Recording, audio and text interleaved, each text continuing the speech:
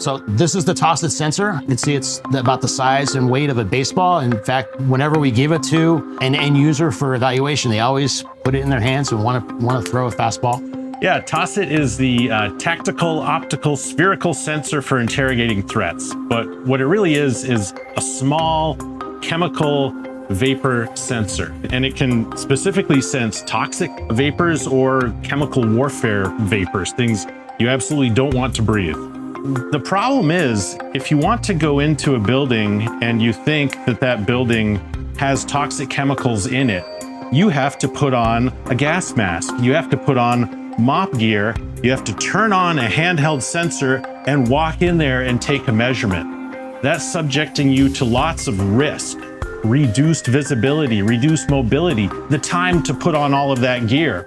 And what TOSSIT can give you is that same awareness by just throwing a ball into the building and looking at your phone to see what's in the air in that building. TOSSIT's kind of a fun design. It's about the size of a baseball. This version is 3D printed, which has enabled us to create prototypes, share them with the warfighter, and then immediately modify those prototypes and improve them, allow us to do the very rapid prototyping that MIT Lincoln Laboratory is known for. How the TOSSIT works, it has a little airflow system in it that pulls air in. It exposes that to the color card, which has many, many different chemical dyes on it.